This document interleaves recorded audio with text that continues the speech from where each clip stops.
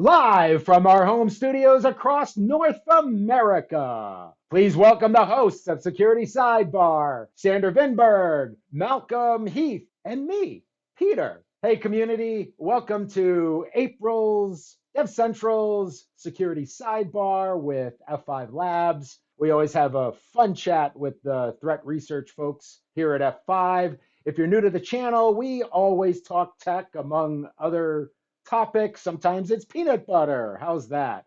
So if you're into tech, specifically how-to tech, whether it's F5 products or technology in general, why don't you nudge that subscribe button? And it looks like I already have my guests on. Welcome, fellas. Hey, Peter, how are you? Hey, Peter. So last Security Sidebar in March, catch it on the replay if you haven't seen it. We talked about F5 Labs' recent 2021, that's it, application protection report. We kind of gave a general overview of it, got into some specifics, but this time we thought we would just zero in on ransomware. It's such a huge topic in the industry. Malcolm and Sander have some very interesting insights from the application protection report as it pertains to ransomware. So why don't we just dive in, fellas? Yeah, for sure. The application protection report is one of our kind of big once a year reports, and what we're trying to do is pull together as many different kinds of observations about security as we can, and try to really capture what has changed in the last year that has an impact on how you're going to defend your applications. Right. And so most of the time, what this really means is we're trying to document changes in attacker behavior. And a lot of the focus ends up being on how do attackers target different kinds of organizations using different techniques. That's a big part of what we're trying to do, because we want to be able to tell people when they show up on your network, if you look like this, they're going to look like that.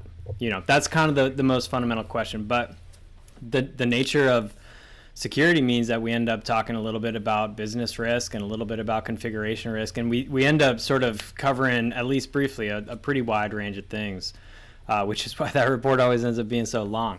But this year, I don't think anybody who's been paying attention will be at all surprised to find out that ransomware is a huge part of the report this year.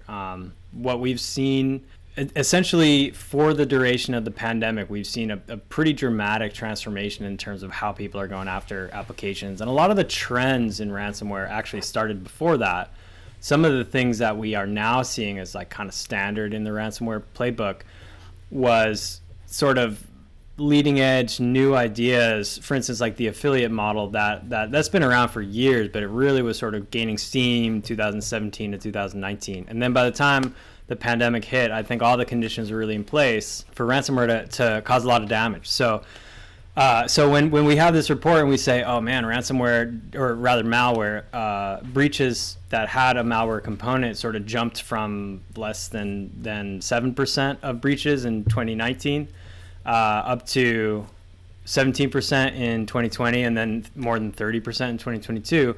You know, you'll find reports all over the industry that throw out different numbers. I saw somebody said that ransomware infections have gone up by 1,000%, and I think that those differences in numbers just boil down to kind of what you're measuring and whether you're using percent or, you know.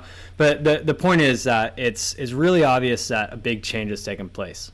The reason I really wanted to get into it today is that I don't think it's necessarily clear what the shape of that change is. And so Malcolm and I have been talking about this a lot as we've been working on this report, and there's a couple things that I think are really kind of important to be clear about what's going on with ransomware right now. So let me pause you real quick. If you guys are interested in the application protection report, you can visit f5labs.com or f5.com/labs to get your own copy.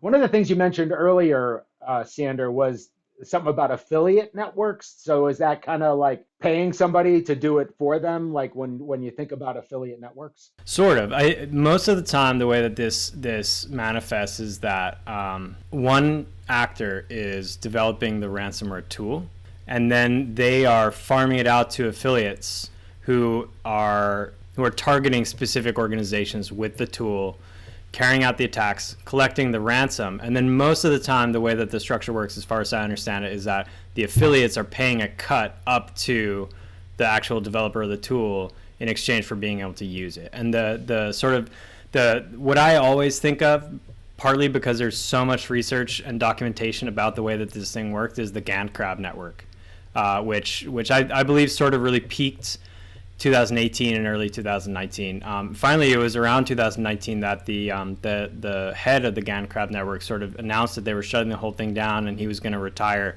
And he claimed to have made over $1 billion in ransom. I have seen some analysts say probably he's exaggerating. He made a lot of money. I don't think he made $1 billion, but that was not the first instance of an affiliate model in this kind of attack, but it was, I think, maybe the one that really proved the concept and made a lot of other people go to that. So you can have different arrangements. Sometimes people buy the tool and then they don't have to kick back the payments. But the GandCrab guy was sort of unique in that he was also helping designate targets, and he also, because the brand aspect was a really big part of how GandCrab worked, he also started setting some targets as out of bounds. And he said, hey, we don't want to go after this kind of person. That's not what GandCrab is about. So the sort of social elements of the affiliate model are pretty fascinating. But that's really what we're talking about is a sort of distribution of labor so that you can get best of breed tools, but then you kind of farm it out to a bunch of people to attack whoever they want. So he didn't show up on the Forbes list the following year as he reported his $1 billion. Oh man, if we actually listed influence, they're always like the most influential people or whatever. If we listed sort of chaotic influences or negative influence, I bet that guy would have showed up, because both in terms of what happened with the GandCrab infections and kind of where GandCrab went after that, because I actually don't remember, unfortunately, which strain it turned into, but I think that one of the ransomware strains that's kicking around right now is actually a descendant of the GandCrab one. So in terms of long-term effects, he's quite influential. This is a perfect point to inject a really terrible joke that I heard, somewhat modified, which is, where did the GandCrab guy go? I don't know. He ran somewhere. He ran somewhere, yeah. Dad jokes. Yep. So you've always talked in the past, ransomware is, I know you mentioned in the past about how attackers would exfiltrate data and then sell that credit card or personal data, on the dark market, make a few bucks here or there. Ransomware was kind of this technique where you would ransom the company because you might not have thought that the data they held was only valuable to them. So what's kind of changed with the ransomware scheme? I think a few things. The way that I always think about it is that ransomware was a technique that was developed, or kind of a strategy that was developed before attackers really knew what it was good for. And that, I mean, it's sort of, this is a little bit of sort of revisionism in terms of history. I don't know if the original developers of ransomware really think of it that way, but that's how I look at it. And that's partly because when I used to work in SecOps, I used to look at ransomware and think, that's really not that big a problem. We had an incredibly robust backup approach. And when I say approach, I mean that it wasn't just the backups. We had a whole system, we had procedures, we tested recovery pretty often. And we were all pretty confident. This is a sort of, I guess now we would call it a FinServe, software as a service, although we weren't necessarily calling it that 12 years ago. So ransomware was sort of like a tool without a use for a long time. And then as attackers started exfiltrating data out of the environment so that they had a little bit more to bargain with, as intrusion techniques got better and attackers actually started compromising those backups before they encrypt anything and started disabling a lot of monitoring tools, which is the modern ransomware playbook in terms of everything they do before the encryption. That's what's changed, right? So the actual tools, the nature of the encryption, I'm sure it's gotten better. I haven't really been paying a lot of attention to the malware itself, but everything from the initial access leading up to the encryption, that has totally changed. And that's actually a big part of what Malcolm and I have been talking about a lot lately in terms of kind of understanding why ransomware is such a hard thing to fight.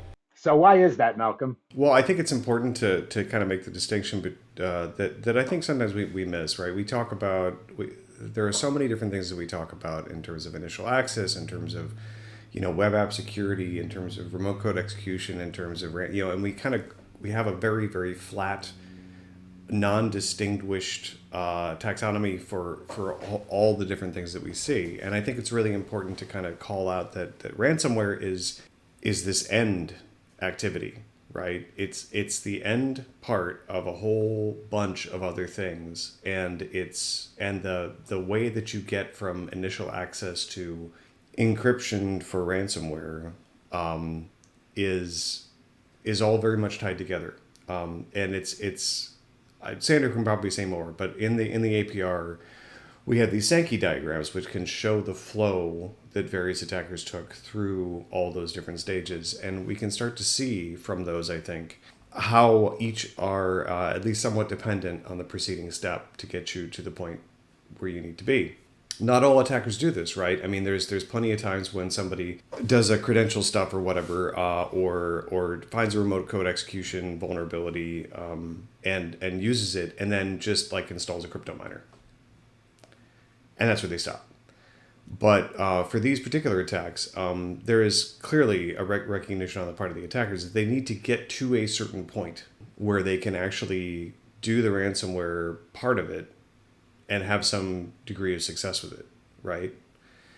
If they don't get the full penetration in the network, if they don't do a lot of lateral movement, if they don't disable security tools that are in the environment, their chances of success, if they don't muck around with your backups, their chances of success go down significantly. So it's all driving towards the actual thing that they want to do, which is monetize the recovery of your own data against you. Yeah, I mean, so in those Sankey diagrams that we use to visualize all these attack flows, it was a really clear example of the importance of defense in depth, and that's actually why we make those every year. Even if we're talking about a pretty simple attack chain that is like web exploit, exfiltration, and you're done, I want people to understand that not all attacks are like that, and that there are both lots of preconditions to one of these ransomware attacks, but also lots of opportunities for us to get in the way. The problem there is that most of the ransomware events that we looked at, we don't know a ton. We know what would have been necessary. There would have been some kind of execution of the malware. That's kind of comes with the territory. Obviously, exfiltration being part of the playbook is also a bare minimum, and some kind of initial access. But most of the time, we don't know how. One of the disclosures we looked at was really interesting because I don't know who they let write this thing, but it had so much beautiful detail about every step of the attacker process. And it's not like I think that this thing is representative of all ransomware attacks, because it's the opposite. Ransomware is like this huge variety of options to the attacker. Any of a million different approaches will get you the sort of access you need to encrypt stuff. So it's not so much that it's representative, but the diversity, I think, is really representative. And so it's like this attack, which was against, I think, a mid-size financial services firm. It started with a drive-by exploit, which prompted an employee of the financial organization to update their browser. So it like threw a pop-up on their screen and said, "Hey, your browser's out of date. Click here to update." And they did, and that was the initial exploit. Wow. After that, we don't know exactly what happened after that, but somehow the attacker managed to get some admin creds. And then they used those creds and a bunch of legitimate tools that were already in the environment. So they were living off the land, moving all over the network, and they had the time to recon the entire network. They disabled a bunch of monitoring tools. They compromised a bunch of backups. They did all the stuff that we're talking about, and these are all the techniques. The reason I'd like to highlight this thing is that this is all the stuff that makes ransomware in 2022 so much more of a headache than ransomware was in 2012 when when I first sort of wrote it off as not that big deal, right? So they did all this stuff. They used a legitimate tool. We don't know if that tool is already in the environment or if they loaded it. But in any case, it's the sort of thing that's not going to raise a ton of red flags if it shows up in some logs. They used this legitimate tool to exfil to the cloud, and only then do they encrypt stuff, right? And so most of these ransomware attacks, we don't have a ton of detail. But the ones we do really make it clear that if you really want to stop this thing, you can't really have any weaknesses. Your entire... I was going to say network, but it's not just network. Your entire sort of infrastructure system environment needs to be, it really needs to be hardened, and you need to be paying a lot of attention, and you really need to know that you caught everything, that there's no, that marketing doesn't have some sort of thing up over here, like maybe a test campaign server, and they didn't tell you about it, or the devs have some other kind of server that they, if you've got some stuff outside of your inventory, oh man, it's going to be twice as hard or 3 times as hard to stop anything from happening. So it's not that I think it's impossible, but the number of options out there makes it a totally different game than if we're talking about one single vuln with one single exploit. Mm-hmm. Right. You talked about him or her, you never know, disabling the monitoring tools. Wouldn't a monitoring tool that gets disabled, wouldn't there be something that sets off an alert for something like that? Or they just have the techniques where they're able to like shut it off and go, shh, don't say anything. I would assume that it really depends on the tool. I don't know. I mean, like basically what you're saying is like, would the absence of a signal sort of show up as a signal? Yeah, right. And I have definitely worked with some logs where if the logs stopped piling up, I would have noticed. Mm-hmm. But then there are also, especially if you're talking about a really, really big organization, I'm not sure that most people have that kind of situational awareness. I don't know, Malcolm, you've worked more in that space than I have. What do you think? Well, I think it's certainly possible to have that kind of situational awareness, and it really very much depends on the tool. I think the robust tools are ones that will tell you if the number of sensors that you have active suddenly goes down. Yeah. Or you will present you with some sort of a time graph to say this is the number of events we've been observing, so that you can get, that's useful in a bunch of situations. If you get a whole bunch more events all of a sudden, that's like a very, very basic but often quite useful indicator. That said, somebody has to be looking at that if it's there. Right. And I know from my own experiences and from talking to a lot of other people in security operations centers are facing alert overload. So, if you're staring at millions of lines of logs a day, if you're dealing with thousands of alerts a day, it's probably much easier to miss some targeted disabling, which again is something that actually we started to talk a lot about, Sander and I, in terms of like where you can do controls and have them be the most efficacious, because as Sander points out, you have this vast landscape that you probably don't know 100%, because your asset management it's probably, you're probably never going to get better than 80 or 90% total like asset control in the best of cases, in my opinion. And that's fluctuating so frequently that it's difficult, because you have to keep it up to date all the time as well. So trying to secure every single one of those assets to the same level is a very, very difficult problem. So are there places where you can put additional, more intensive controls deeper in your network or further down the chain where they can have more success? And I would say yes. I mean, I would say that if an endpoint in your environment suddenly stops reporting signals about intrusion, that's one thing. If the intrusion detection that you have applied to your database server stops, that might be a bigger deal. Right. So you can prioritize a little bit, perhaps, within those things. In the application protection report, a lot of the breaches were access type breaches, the credential stuffing that Malcolm spoke of earlier, potentially phishing. Is there kind of the leading edge kind of thing? Like, can you make a correlation, maybe is a better question, between, that huge bar of access breaches to then how many of those led to ransomware types of attacks? Yeah, totally. So there are some events where we know definitively that it started with an access attack, and a lot of the times the form that takes is phishing using a malicious attachment. Got it. One of the sort of trending ways of delivering malware that I've sort of heard from other analysts in 2021 was Office macros. So people sending documents around with some sort of macro that's going to call out. Yeah, I know, right? It's like, Yep. I would have thought that we would have sorted that one out by now, to be honest. But yeah, so malicious macros in Office documents still kicking around in 2022.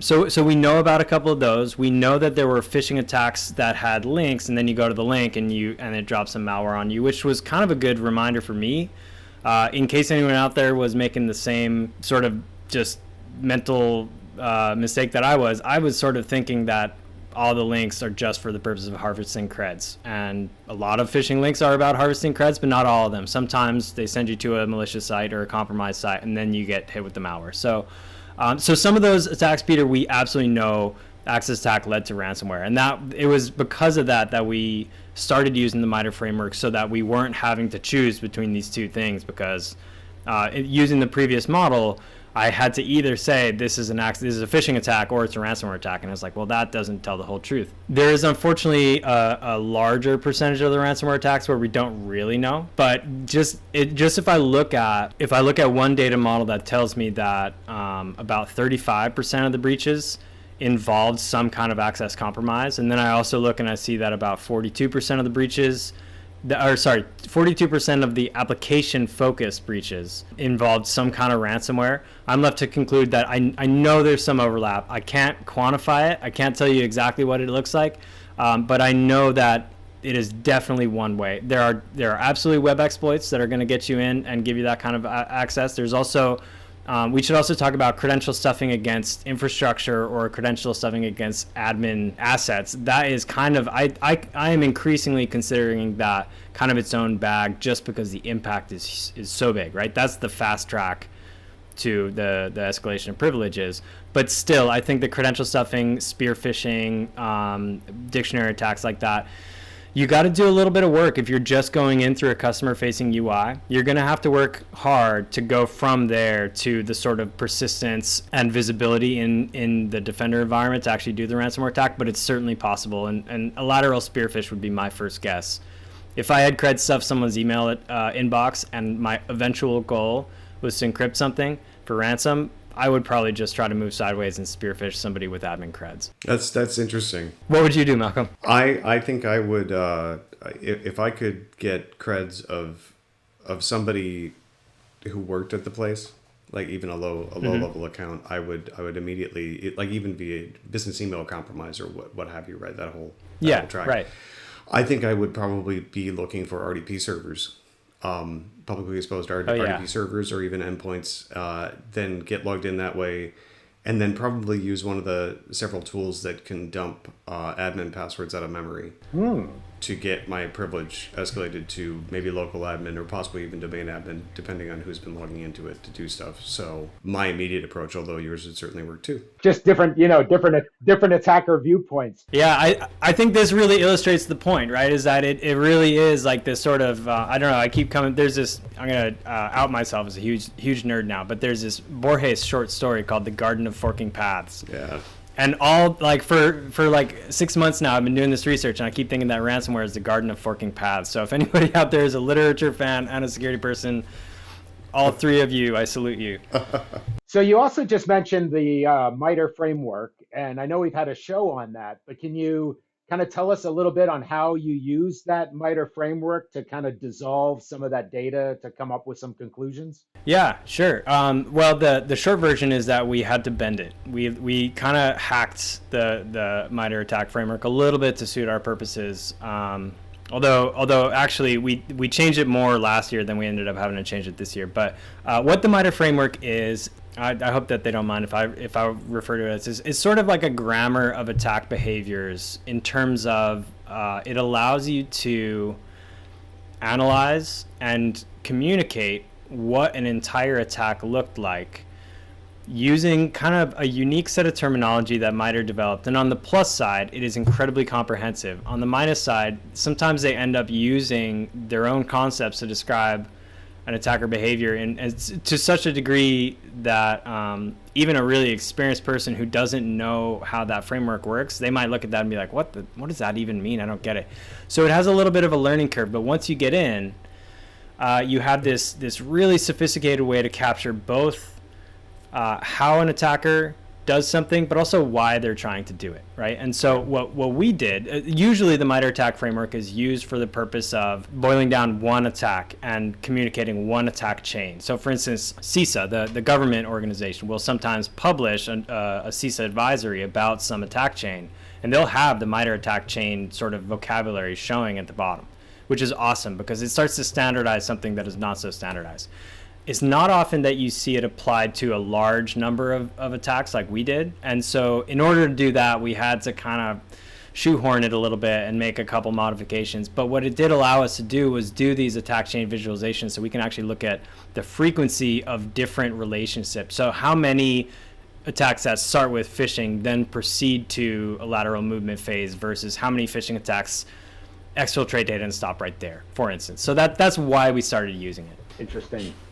Do you have any, we talked about credential stuffing, and I know, the Shape folks have some statistics that it's, even if you get, 0.02% of your huge allotment of access, you could still end up with, a few thousand credentials just because of the amount.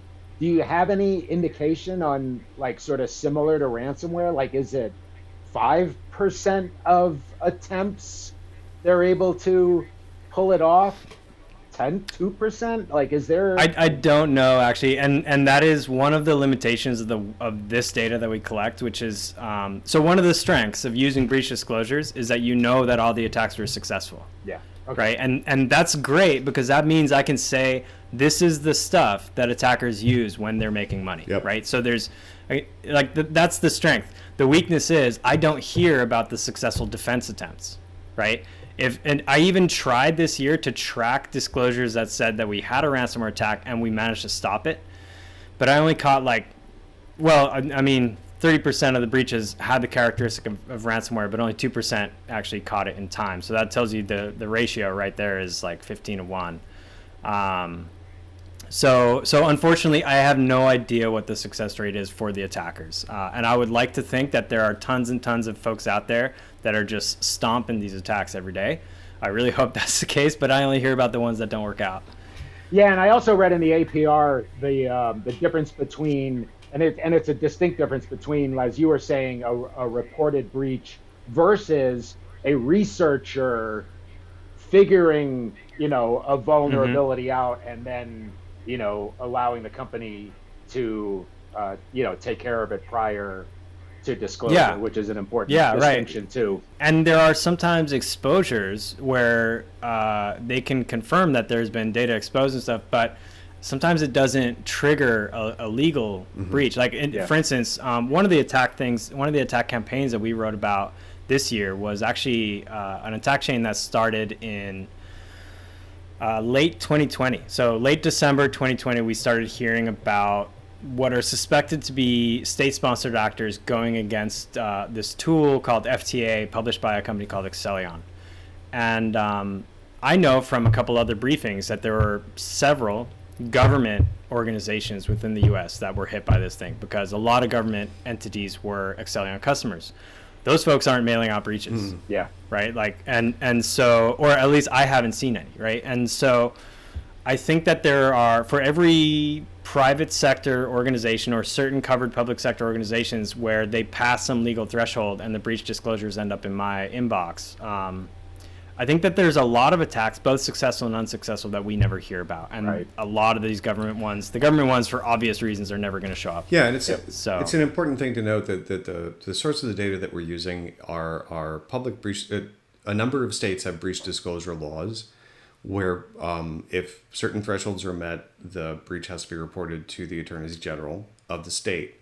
Now, there are quite a lot of states that have some kind of law on the books like this. Only some of them require that those breaches be publicly available where we can get to them. So there's several levels of, are you an organization that's under the law required to report? Is there any law at all? Yeah. Do you have to make it public? What are the rules for reporting? And so forth. Now, just as one little thing that I'm kind of excited about is that just recently there was some stuff from Washington coming out where there apparently is at least some effort to try to get some kind of national breach notification or breach reporting requirement in place. I don't know the details, but I'm kind of excited about that because it may mean that we have a great deal more data, or it may mean that we get absolutely no more data at all because they're not going to require it to actually be public record. I don't know, Yeah. right? So So as we're coming up toward the end here, what would be some quick tips other than maybe keeping an eye on your outbound data? What can, organizations do to maybe, and is it like, I guess maybe the question is it kind of the simple stuff that we've been talking about for 20 years? Is the hardening the servers, patch your systems, watch your outgoing data? Like what else? Yeah, well, it was actually really interesting when we were looking at the recommended mitigation. So one of the reasons, actually, it's not the main reason. It was sort of we discovered afterwards that this is going to be really convenient. Is when we started using the Mitre framework, because Mitre has already mapped mitigations to attack techniques. It was really straightforward for us to take all these attack techniques that we had already sorted by the frequency that they showed up, and then just say, okay, let's flip that, and now we have a ranked list of recommendations. And we ranked it a couple different ways depending on what your priorities are and whether you want to shut down one vector, many, and et cetera. But there were basically, any way we sorted this thing, any way we came out, we ended up with a bunch of recommendations that I think of as different forms of environmental hardening, right? And so application isolation and sandboxing. So running your servers in containers will do some for you, right? Sandboxing really sensitive apps can do some for you. Exploit protection, that largely, I think, for a lot of organizations takes the form of a WAF. We've already sort of talked about this one, network segmentation. I think we talked about it last month, and kind of how it's this old school control. I think that there are probably some people that would even say it doesn't apply to them. And I find myself kind of waving the flag and saying, everybody keep segmenting your networks, keep sort of controlling the lateral movement opportunities. So stuff like that, privileged account management, being careful with your admin creds, really actually being proactive about your vulnerability management internally, meaning in your own work environment, but also for your products and stuff.